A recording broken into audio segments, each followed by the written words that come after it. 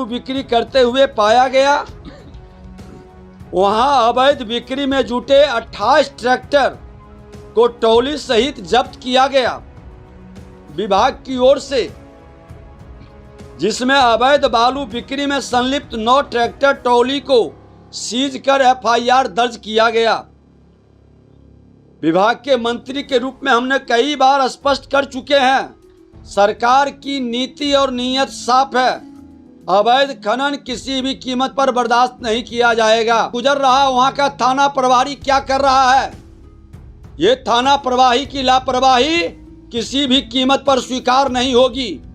बिहार के माननीय मुख्यमंत्री कानून का राज स्थापित करने का साफ निर्देश दिए हैं। मैं अपने बिहारी योद्धा जो कि ओवरलोडिंग अवैध खनन का गाड़ी पकड़वाता है 10,000 रुपये का इनाम देते हैं।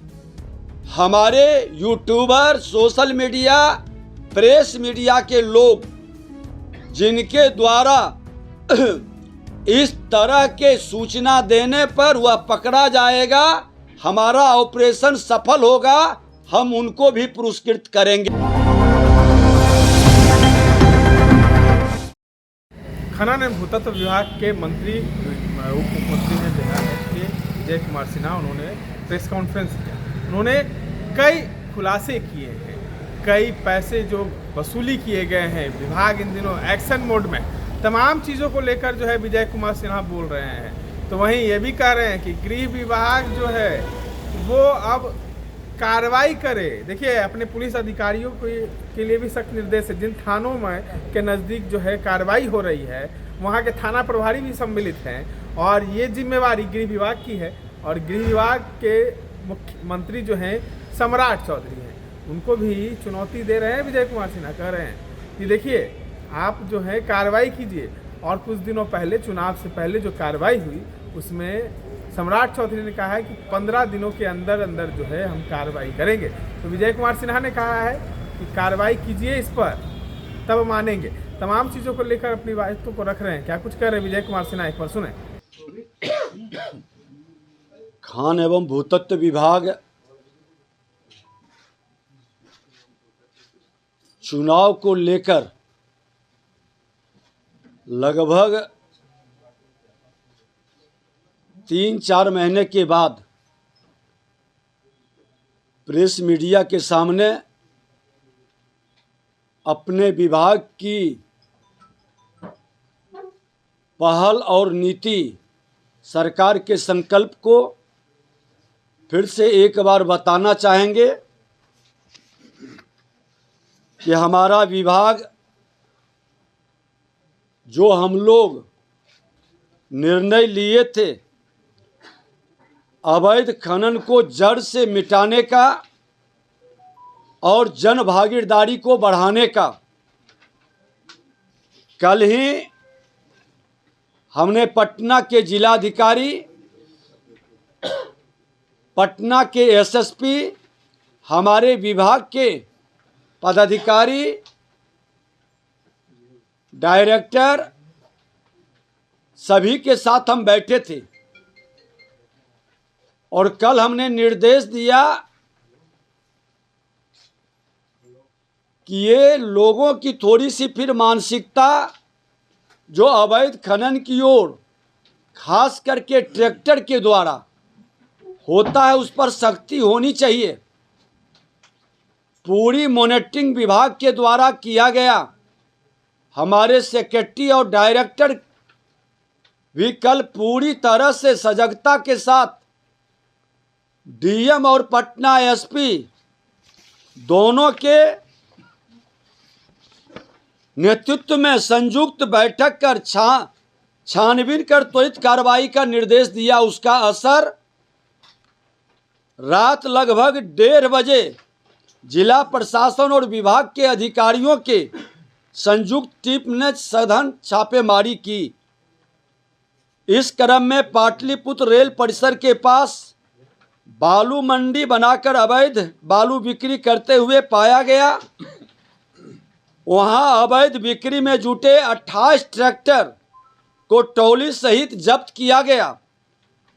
उक्त सभी वाहनों के मालिक के विरुद्ध दीघा थाने में एफआईआर भी किया गया है और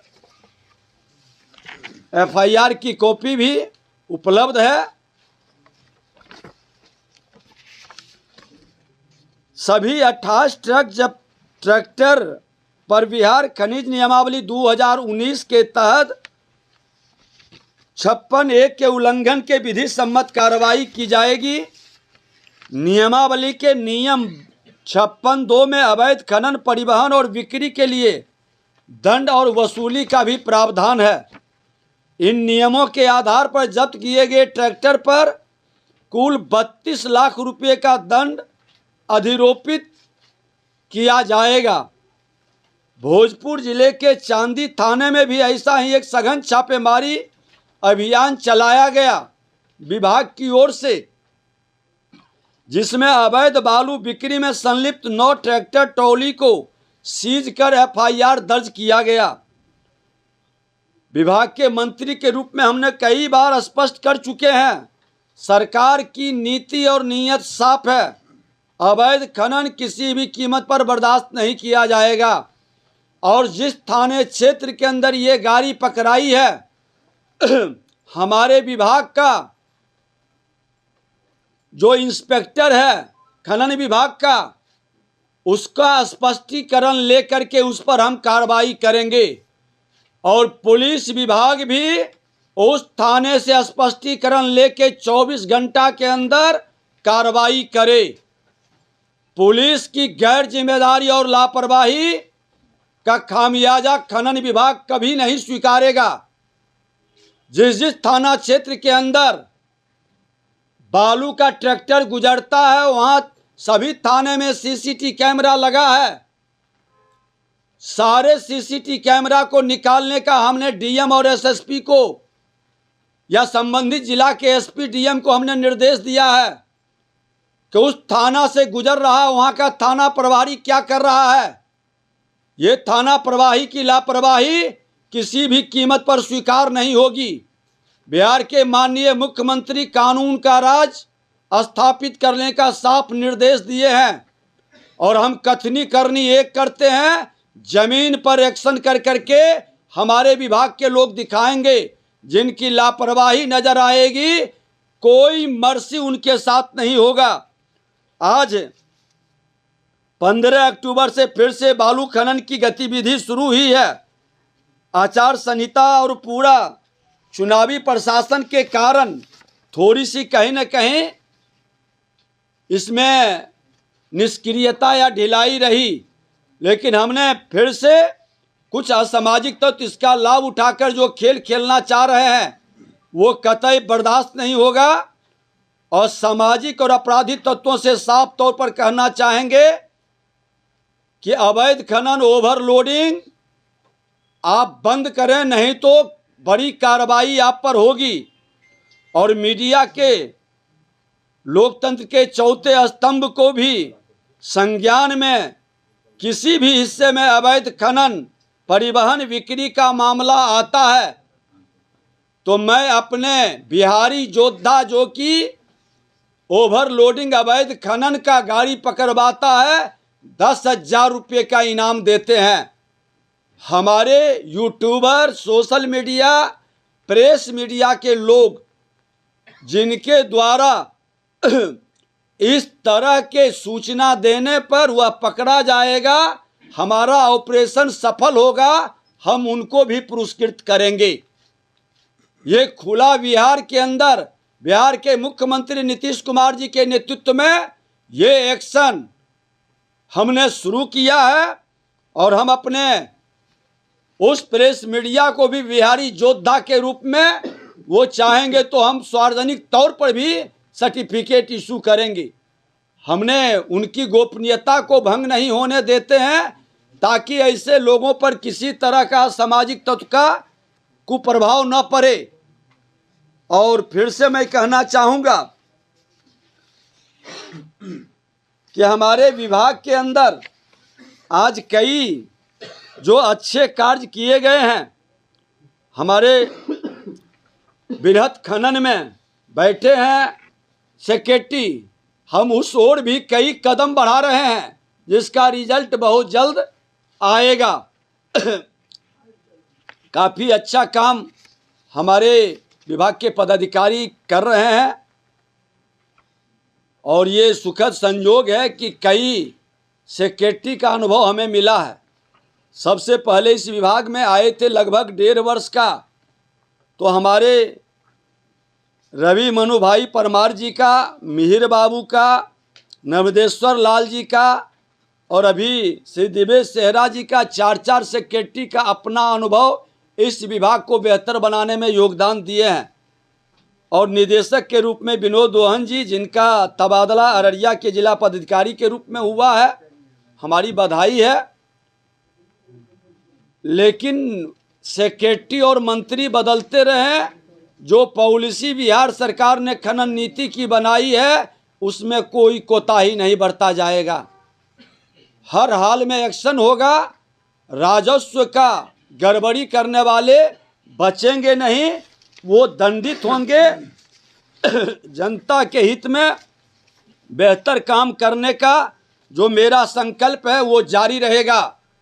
और ज़मीन के मामले में हम लोगों ने विभाग के स्तर पर निर्णय लिया था कि कोई अपने ज़मीन से मिट्टी अपने काम के लिए ले जाएंगे, कोई भी थाना प्रभारी या खनन विभाग के लोग उसे परेशान नहीं करेंगे और न उसको इंस्पेक्टर राज का आभास कराएंगे। कोई गलत करता है तो नियमतः कार्रवाई होगी जो कॉमर्शियल एक्टिविटी में उपयोग करेंगे। खनन विभाग पूरी तरह से जनता के हित में भयभीत करने के लिए नहीं, हम रोजगार बढ़ाने के लिए और बिहार की जनता की सेवा के लिए, राजस्व बढ़ाने के लिए काम कर रहे हैं। और हमारा ये टोल फ्री नंबर आज भी जारी है।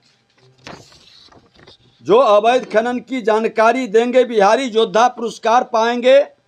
ट्रैक्टर पकड़वाने वाले को 5,000 रुपया का पुरस्कार, ट्रक एवं अन्य बड़े वाहन पकड़वाने वाले को 10,000 रुपये का पुरस्कार। हेल्पलाइन नंबर है, फिर से दोहरा देते हैं, 0612221530। व्हाट्सएप नंबर है 94 722 38 821, 94 722 38821, 9473191437। और एक और नंबर है 9122414564। ये हमारा पूरे बिहार के लोगों को इस नंबर पर जो बिहारी योद्धा, यूट्यूबर, प्रेस मीडिया के बंधु डिटेल भेजेंगे, हम उनको पुरस्कृत भी करेंगे, क्योंकि आप बिहारी योद्धा के रूप में बिहार की जनता की सेवा के लिए और बिहार के राजस्व से बिहार को प्रगति के लिए आप योगदान कर रहे हैं। ऐसे लोगों को हम नमन करेंगे और ऐसे विवरण देने वाले हमारे योद्धा को सम्मानित करेंगे। आप सब अवगत होंगे कि गवर्नमेंट ऑफ इंडिया, भारत सरकार का बहुत फोकस रहा है मेजर मिनरल्स पे, खासतौर पे स्ट्रेटेजिक मिनरल्स पे और वैसे मिनरल्स पे जिनको हम लोग नॉर्मली, जो हम कहते हैं कि हम मोबाइल्स, डिफेंस टेक्नोलॉजी, इन सब में यूज़ करते हैं।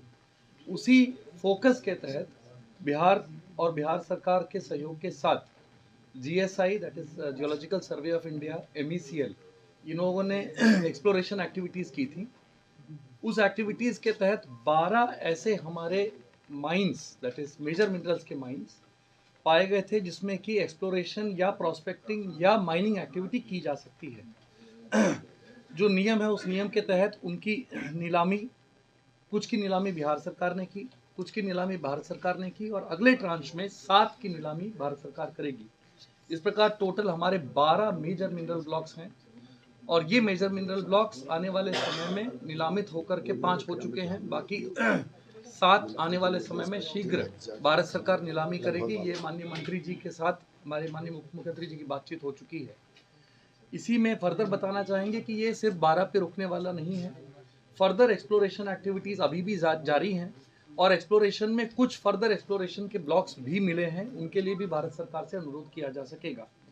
इसमें मेन जो हमारे मेजर मिनरल्स हैं वो मेजर मिनरल्स के ब्लॉक साउथ बिहार में पाए गए हैं, और इन साउथ बिहार के ब्लॉक्स में एक्सप्लोरेशन की एक्टिविटी जैसे ही वो कंपनीज जिनको लाइसेंस मिला है समाप्त करेंगी, उनमें माइनिंग की एक्टिविटी शुरू हो जाएगी। तो ये न सिर्फ भारत सरकार के स्ट्रेटेजिक फोकस का एक हिस्सा है, ये बिहार सरकार के लिए भी एक लीप, स्ट्रेटेजिक लीप कहेंगे कि हमारा भी फोकस मेजर मिनरल्स के लिए अन्य राज्यों की बात ही इनसे, इनफैक्ट उनसे भी आगे आज की तारीख में जहाँ तक हमारा नीलामी का सवाल है, हम लोग बहुत आगे चल रहे हैं। और आने वाले वक्त में भी major minerals, strategic minerals, critical minerals, इन तीनों में बिहार सरकार आने वाले वक्त में भी वही प्रोग्रेस लाएगी जो भारत सरकार हमसे अपेक्षा करती है। और इसका उपयोग न सिर्फ बिहार बल्कि ऑल ओवर इंडिया जितनी भी स्ट्रेटेजिक एक्टिविटीज़ है, सेमीकंडक्टर्स हुए, डिफेंस टेक्नोलॉजी हुआ, सोलर लाइट्स हुई, इन सब चीज़ों में जो मिनरल्स यूज़ होते हैं उसके लिए we will be a major contributor in the times to come. Thank you. इसके संदर्भ में हम लोग एक्ट भी बना रहे हैं कि बेहतर उत्खनन। यस सर, एक इसी में बताना चाहेंगे कि एक्सप्लोरेशन एक्टिविटीज़ को सुधारने के लिए और फर्दर करने के लिए और मेजर मिनरल्स के संदर्भ में भी हम लोग अपने एक्ट और रूल्स को कैसे बेहतर कर सकें, इसके लिए भी आगे कार्रवाई चल रही है। शीघ्र आपको उसके बारे में भी जानकारी विस्तार से दी जाएगी। Thank you. सर के नेतृत्व में, सचिव सर के नेतृत्व में हम लोग वर्ष 2024-25 का जो हमारा 3500 करोड़ रुपए का जो राजस्व संग्रहण का टारगेट था, लक्ष्य था, उसके विरुद्ध हम 3536 करोड़ रुपए हम समाहरण कर पाए, जो कि लक्ष्य से अधिक है। इसके अलावा माननीय उप मुख्यमंत्री महोदय और सचिव महोदय के नेतृत्व में हम इस वर्ष भी अपने समाहरण के लक्ष्य से अधिक चल रहे हैं। माह नवंबर 2025 तक का हमारा लक्ष्य 1155 करोड़ था और हम 1530 करोड़ अब तक संग्रहण कर चुके हैं। इसके अलावा इस वित्तीय वर्ष में लगभग 32,000 छापेमारी हुई हैं, जिसमें 1700 प्राथमिकी दर्ज की गई हैं, 420 गिरफ्तारी हुई हैं और 3600 वाहनों की जब्ती हुई। इसके अलावा जो कार्य विभागों की परियोजनाओं में जो खनिज का उपयोग हो रहा है, उसकी भी एक अभियान चला के चेकिंग की जा रही है। परिवहन चालान और परमिट समर्पित नहीं करने पर संवेदक के विपत्र से स्वामित्व का 25 गुना राशि वसूलने का प्रावधान है। इसका अक्षरशः पालन हो, इसको सुनिश्चित किया जा रहा है। इसके अलावा जो अवैध खनन और परिवहन में जो जब्त बालू होता है, उसकी बिक्री, उसका पुनः नीलामी जल्द से जल्द हो, इसके लिए ये सुनिश्चित किया जा रहा है। इसके अलावा पिछले लगभग 1 वर्ष में 21 पदाधिकारी ऐसे हैं जिस पे अगर कोई कहीं कोई कोताही बरती गई है तो उस पर कार्रवाई हुई है। और इस संबंध में मैं माननीय उप मुख्यमंत्री महोदय और सचिव सर का बहुत बहुत धन्यवाद करता हूं कि उन्होंने अपने मार्गदर्शन में इतना अच्छे ढंग से हम सब लोगों को ये इन्वायरमेंट प्रोवाइड किया कि हम अच्छे से काम कर पाएं। एक चीज़ मैं बता दूं कि डोरीगंज में जो अवैध बालू का सबसे बड़ा केंद्र था, 3000 ट्रक हेलीकॉप्टर से सेक्रेटरी, हम, हमारे डायरेक्टर, सब लोग दिन में पूरा वीडियोग्राफी करवाए थे, समूचा सर्वे किया था। रात में 1:30 बजे के लगभग डायरेक्टर, सेक्रेटरी और हम बैठ के निर्देशित और डायरेक्टर फील्ड में जाकर 3000 ट्रक के लगभग बालू पकड़ाया डोरीगंज में। हमारे गृह मंत्री माननीय सम्राट चौधरी जी ने बोला है कि 15 दिन के अंदर हम नीलामी कराएंगे। डोरीगंज के अंदर अभी भी मेरा बालू पड़ा हुआ है। मैं स्वागत करता हूं इस स्टेटमेंट का गृह विभाग का। सारे बालू का नीलामी कर करके 15 दिन के अंदर जिस थाने में है और पुलिस प्रशासन उसकी व्यवस्था सुनिश्चित करे। जिस थाने की लापरवाही बरती जाती है उस पर त्वरित एक्शन हो, इसके संदर्भ में हम विभाग से गृह विभाग को लिखेंगे भी, क्योंकि थाने में गाड़ी पकड़ाता है, लंबे समय तक पड़ा रहता है, माल का भी बारा न्यारा होता है। तो ये बड़ी चौकसी गृह विभाग, पुलिस विभाग के साथ पूरा सपोर्ट मिलने पर खनन विभाग बेहतर रिजल्ट देने के लिए तैयार बैठी है। सर एक सवाल है कि पिछले 4-5 अधिकारी बदल गए, तो क्या कारण रहा, आखिर क्या वजह? प्रशासनिक स्तर पर मुख्यमंत्री जी का अधिकार क्षेत्र है, वो आवश्यकता के अनुसार पदाधिकारी कम है, तो लोगों की एक एक पदाधिकारी को कई जिम्मेवारी दी जाती है। लेकिन जो भी पदाधिकारी आए मेरे विभाग के अंदर नए विजन को लेकर के और हम लोगों को कोऑपरेट किए, इसीलिए इतनी बड़ी सफलता मिली है। और आगे भी हमारे जो पदाधिकारी, नए पदाधिकारी आते हैं, थोड़ा समय लगता है उनको समझने में, विभाग को जानने में, लेकिन पदाधिकारी और मंत्री बदलते रहेंगे। सरकार की पॉलिसी और नीति इतनी पारदर्शी बना दी गई है कि कोई गड़बड़ी नहीं कर पाएंगे। एक आवेदन आपको मिला था इलेक्शन से पहले, उसमें 3 सेकंड में 1 लाख के आसपास गाड़ियों का चालान काटा गया है। 3 सेकंड में ये बहुत बड़ा समय होता है। आपको आपने कार्रवाई भी करने का निर्देश दिया था, एक जांच कमेटी भी बनाई थी, लेकिन वो जांच कमेटी का रिपोर्ट अभी तक नहीं आया। हमारे सेक्रेटरी साहब, डायरेक्टर साहब तो आज जा रहे हैं, हम उसको निकलवा कर देखेंगे। लेकिन आपको जानकारी दे दें कि इलेक्शन था, इलेक्शन के पीरियड में भी मुझे आप लोगों ने दिया था, जो लोग आए थे, हमने तुरंत फाइल पर लिखा कि इस पर इमीडिएट कार्रवाई करके, और इन लोगों ने एक कमेटी बनाए थे डायरेक्टर के नेतृत्व में, उसका रिपोर्ट भी आ गया है। FIR हर जिले के अंदर शुरू हो गई है, हो चुकी है कई जिलों में, और कई जिलों में FIR हुआ। उसका फाइनली एक बार हम समीक्षा करेंगे, क्योंकि वो NIC से जुड़ा हुआ है और उसमें कई लोग संलिप्त हैं। जो भी आता है जानकारी हम लेकर उसके तथ्यों को सही लगता है, उसमें एक्शन में कोई कमी नहीं होती है। धन्यवाद। तमाम चीज़ों को सुना आपने, इस तरह के तमाम अपडेट्स के